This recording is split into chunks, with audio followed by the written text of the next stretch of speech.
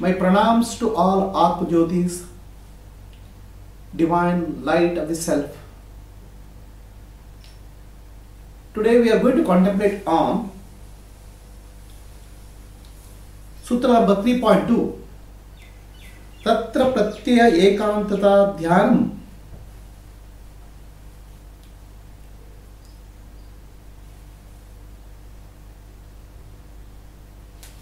Concentration, focused attention of the mind or concentration on an object which is chosen object. So when we choose an object for meditation, that object can uplift us. Object can take us from a lower consciousness to higher consciousness. The object is like a pointer, a direction indicator.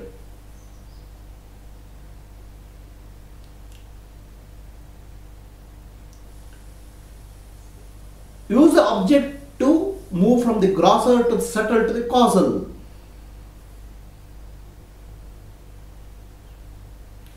So that mind becomes finer and finer and finer.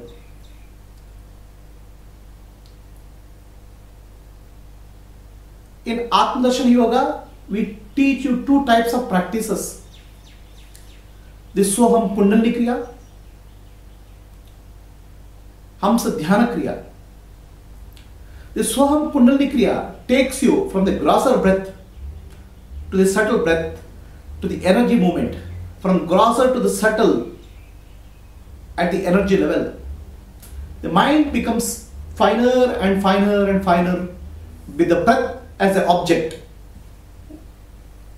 In Soham Kundalini Kriya, first you start working on the outer breath, then it becomes the inner breath, and you become a master of the fine breath. The mind becomes very fine, very subtle. In Hamsa Dhyana Kriya, we teach you to focus on an object in the mind, the object which can uplift you, object can help you to transcend. So that is called Hamsa Dhyana Kriya. So by the process what happens, mind becomes refined, refined. And refined mind is able to penetrate depth of consciousness. The process is very similar to the scientific process, where the scientist is able to penetrate with a focused attention, penetrate into nature, the nature of the matter. Over the hundreds of years, the scientists have been able to find the nature. What they do? They apply their mind. So gradually, the grosser becomes subtle, subtle becomes causal. To give an example, the Newton's laws. Newton applied his mind to the world, and Newton's laws are related to the grosser objects in the world, the movement of heavenly bodies, the movement of physical objects. So after Newton, the scientists penetrate deeper and deeper into the matter. Then they found out the matter consists of not solid objects but atoms, molecules, which consists of a nucleus, an electron, proton, neutron, electron. So further the scientific mind penetrates the matter. Then there are subatomic particles. Then there is energy. Then there is what we call quantum phenomena, where observer or consciousness affects the matter. The scientists collectively, or scientists as individually, they are able to focus and penetrate the nature of existence. From the grosser, they have moved to subtle and causal and come to the conclusion that substratum is what we call as quantum vacuum. Probably it's called quantum consciousness. The same same process happens in the yogi, a person who is spiritual practitioner, a Atmajyothi. As his mind becomes sharper and sharper and sharper and focused, he is able to penetrate the grosser, the subtle, the causal, and touch the transcendental reality. The mind becomes merged with the transcendental reality. This is the process of meditation, dhyana. The mind resonates with the transcendental reality.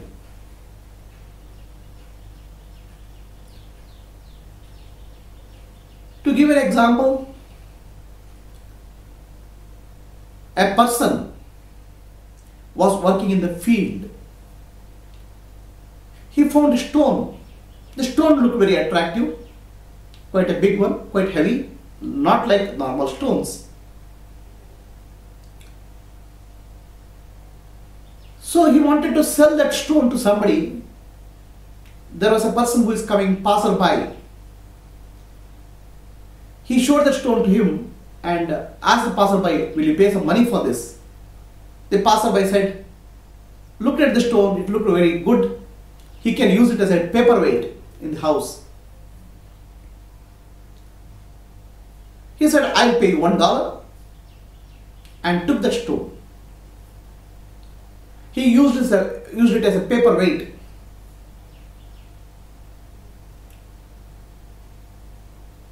His wife saw that paperweight. She was a bit curious, and it appeared like somewhat precious stone, not an ordinary stone. She wanted to check up with her jeweler and took the stone to the jeweler and showed it to him. The jeweler looked at the stone and said, yeah, it's interesting. The wife wanted to find out whether she can get some money for that stone. The jeweler said, yeah, I can give you $100. I'll take the stone. Then he took the stone from the wife. After wife goes back, the jeweler polished that stone. And what was there is a large diamond. And jeweler sold it for millions of dollars. Same thing happens in the process of yoga.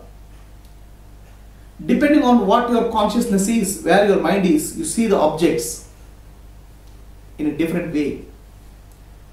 A farmer sees the object as a stone. The wife sees it as a curious object. The jeweler sees it as a diamond. What is the difference? The state of the mental qualities of each of them are different. Mental qualities are different. Same thing happens in the process of dhyana. As the person becomes more and more focused, he is able to penetrate deeper into the matter. The mind becomes very fine, refined. There is a movement from the grosser to the subtle to the causal. Let me give an example of a deity yoga. People meditate on a deity, the form of the deity. The deity can be an incarnation like Avatar Purusha, Rama, or Krishna, maybe Jesus Christ, maybe a Gnani, enlightened being, Ramana Maharshi, Avatar Purusha, Sri Ramakrishna Paramahamsa, or Sadguru, enlightened master, or a sacred object. There are many sacred objects in India for meditation. So when you start the meditation, the object appears like a gross object. The object's grossness comes into picture. I am giving an example. Let us say somebody meditates on Rama, Sri Ramachandra. The first thing which comes into the mind is the handsome personality of Sri Ramachandra, physical.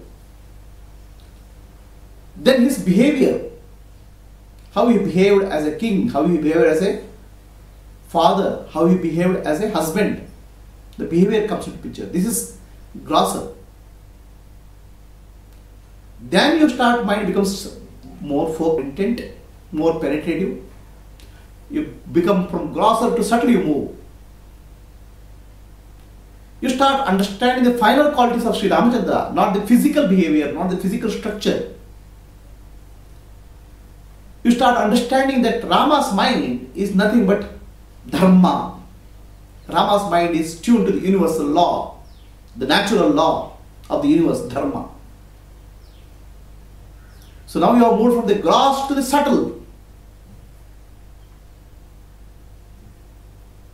You start understanding that Sri Ramachandra is not a physical body, is physical object, but he is dharma, the universal consciousness. He is in tune with the universal law, universal consciousness, natural law. So now your mind has moved from the grosser to the subtle. The mind has become more refined. Then you start moving into the causal, looking at how Rama is in tune with the universe, while our minds are tuned with our subconscious, whereas Sri Ramachandra's mind is in tune with the universe. When your mind becomes much sharper and penetrative, you start realizing that the cause of that is Rama has no causal ignorance which separates him from the universe. Now you have gone into the domain of the causality. And as your mind becomes more sharper and focused, you understand the cause of separation in the mind is ignorance.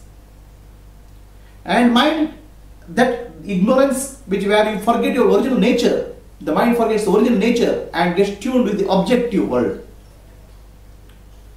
When that happens, you are penetrating the causality, and then you go deeper.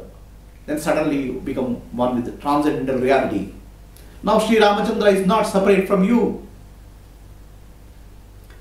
This is told beautifully by Hanuman in the story of Ramayana. One day Hanuman was asked by, Hanuman is the servant of Rama. He is actually a monkey, but gets mighty power to lift a mountain, to fight a army of demons when he is working as a servant of Rama. The Hanuman, the mythological Hanuman, is actually, in the spiritual terminology, monkey mind. Hanuman, the mythological Hanuman, which is historical reality at the physical level, at the spiritual level is the monkey mind, very powerless. Rama, Sri Ramachandra, represents the consciousness, inner consciousness, Purusha, Purushottama. When the monkey mind is tuned to Sri Ramachandra, when Hanuman becomes a servant of Rama, Hanuman gets the mighty power because of concentration. This is what dhyana is about. It gets tuned with universal reality. So somebody asked Hanuman, what is Ramachandra to you, Sri Ramachandra to you? Hanuman said smilingly, when I open my eyes and when I am identified with my body and mind, Sri Ramachandra is my master. I am his servant. When I meditate, I feel connected to Sri Ramachandra. I feel related to Sri Ramachandra. When the mind has transcended meditative process and I have become one in the samadhi, state of samadhi, fusion, I don't find myself different from Sri Ramachandra. I am one with my Lord. This is the process of meditation. Moving from the grosser to the subtle, to the causal, to the transcendental, and becoming one with the universal consciousness, universal reality. Making your mind finer and finer and finer so that it penetrates the reality and becomes fused with the inner reality, the supreme reality, your own self, your own nature, divine nature, the I am principle in you. This is the process of meditation. That's why we say Dhyana Moolam Guror Murti, Puja Moolam Guror Padam, Mantra Moolam Guror Vakyam, Moksha Moolam Guru Krapa.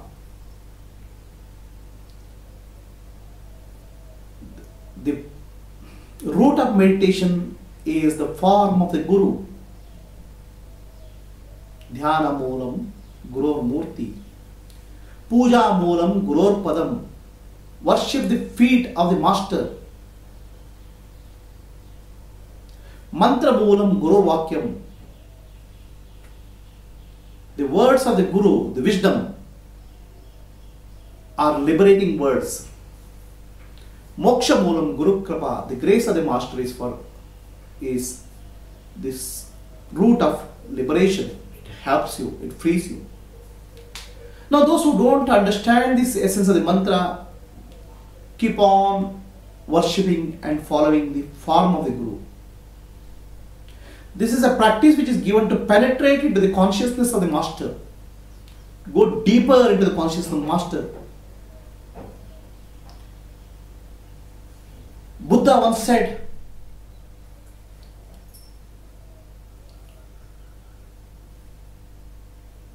if you find me, then kill me. What he meant is, don't get stuck with my form, physical form. The Buddha is nothing but his teachings. Buddha's teachings are nothing but teaching of enlightenment and liberation. Start with the physical form of Buddha, but penetrate deeper and deeper. Go into his teachings and liberate yourself. That's what he meant. Similarly, Dhyana Moolam Guru Murti, the physical form of a Sadguru, enlightened master, can definitely inspire students because of the peace and serenity he radiates or she radiates. So the mind becomes calmer and starts with the physical. Then Puja Moolam Gurur Padam. So from the physical you start understanding the action of the master. Puja Moolam Gurur Padam means the Gurur Padam means the footsteps of the master. The master walks. It's not a physical walk. The path which is taken by the master, the path of action, what master does, the action is called path of the master. So from physical you start observing the actions of the master. Now your feet move from physical to the actions. Follow the actions of the master, Padam. His actions are born out of compassion and universal love, born out of wisdom. Puja Moolam Gurur Padam means follow the actions of the master. Mold yourself, mold your actions in the footstep of the master's actions.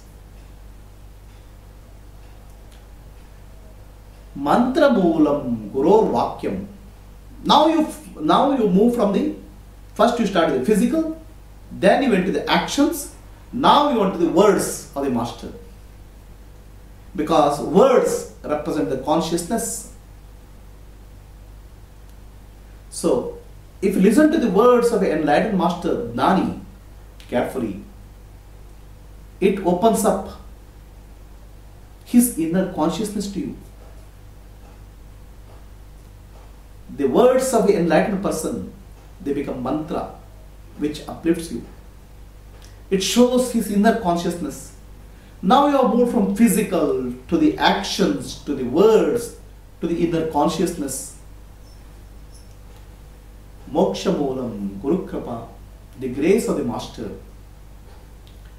It is his presence, it is his teaching, which uplifts us, liberates us. So, the meditation is a process of moving from the grosser to the subtle to the causal to the transcendental. And human mind requires an object to start with, a form to start with. The form can become a good point to the formless reality. because human mind cannot conceive the formless instantaneously. So that's why in India there are various deities are given for meditation and contemplation. People who don't understand the science of deity yoga, they think that Indians worship many gods. On the contrary, many gods, many forms point to the one transcendental reality. This only one transcendental reality which is observed, which is contemplated on through various forms. Mind starts with a form and ends up with the formless, grosser to the subtle to the causal. This is the way of the mind, this is the way of meditation. Those who have no concept of meditation cannot understand this science. And those who don't understand the concept of meditation get stuck with the form. Form is a way to the formless.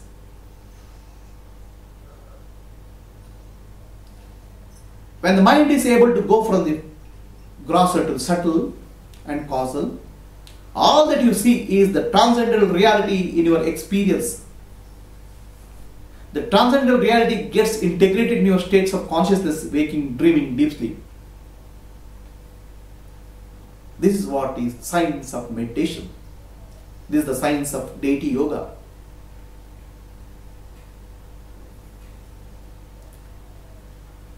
It is like a gold ornament. A lady takes a gold ornament, a necklace, beautiful necklace, and goes to the jeweler. She says, how much you are going to pay for this? Jeweler says, I am going to pay you $500. The lady is surprised. You are paying $500 for this beautiful necklace? So beautiful necklace. Then the jeweler smiles and says, my dear lady, it's a beautiful necklace for you, but for me it's gold. Then lady asked, you know this necklace, it was gifted from my mother. It is so I love it.